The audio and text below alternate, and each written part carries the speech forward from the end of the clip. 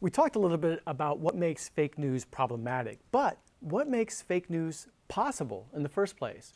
So what I want to look at today is not so much the content of fake news, the fake names or the fake stories, the fake photographs, but the way fake news is shared, the way it's distributed. And I think that's something that's entirely new, made possible by the technology. So think about newspapers. My mom, to this day, still sends me newspaper clippings that she's literally cut out with scissors through the US mail. That's how she shares her news with me. That's not how most people do it these days.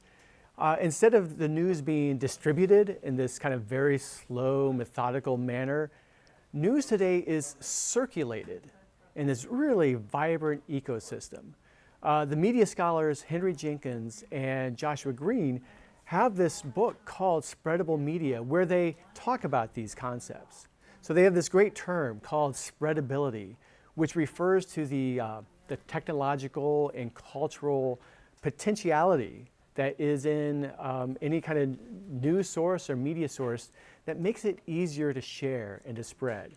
So let's take a look at Facebook, which is really one of the major ways that people get their news online, and see how spreadability might work here.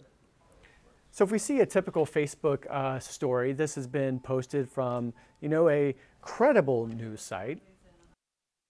These three buttons here, like, comment, and share, I don't think we think enough about what these buttons really mean. So like, it's just one click.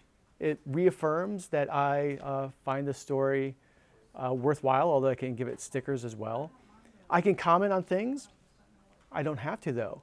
It's this share button that is really, I think, a game changer. You can click this and share it with all your friends instantaneously. And it's one of those concepts that we just take for granted now, but I don't think we really have stopped to think all the things that make that sharing possible. So for instance, it's frictionless. It doesn't require any effort at all. Unlike my mom cutting out newspaper clippings with scissors, I just click this button and it's shared. It's frictionless. It's very easy to do. It's also instantaneous, so it happens very fast. Something else, you don't need to add comments to this.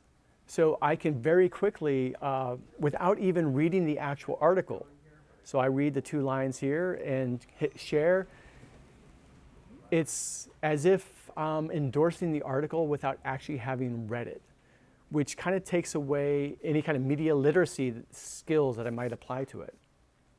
But finally, the other key feature of this is just that we live in a network culture where not only can I easily share this, but other people are kind of in tune with me and are receptive to receiving information this way.